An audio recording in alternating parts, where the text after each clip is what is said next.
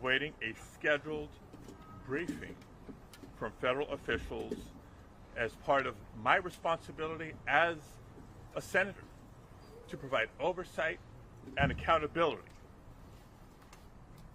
While I was waiting for the briefing with General Guillot, I learned that Secretary Noem was having a press conference a couple of doors down the hall.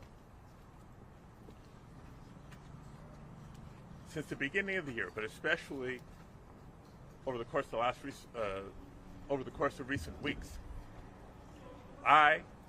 several of my colleagues, have been asking the Department of Homeland Security for more information and more answers on their increasingly extreme immigration enforcement actions. And we've gotten little to no information in response to our inquiries. And so I came to the press conference to hear what she had to say, to see if I could learn any new additional information. And at one point, I had a question. And let me emphasize, just as we've emphasized the right for people to peacefully protest and to stand up for their First Amendment rights, for our fundamental rights. I was there peacefully. At one point, I had a question. And so I began to ask a question. I was almost immediately forcibly removed from the room. I was forced to the ground, and I was handcuffed. I was not arrested. I was not detained. I will say this.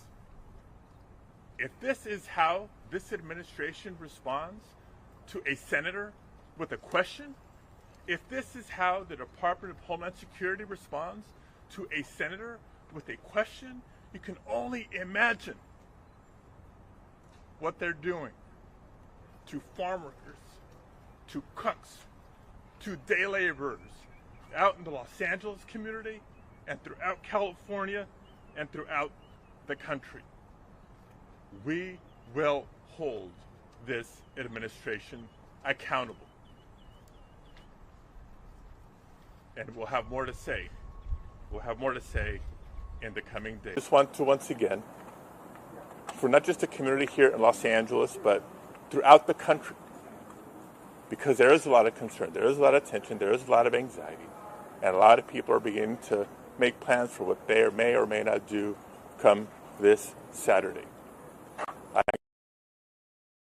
Please, peacefully protest, just like I was calmly and peacefully listening in that press conference and attempting to ask a question. No violence, no vandalism. Please continue peacefully protesting, and that's all I will have to say today. Thank you very much.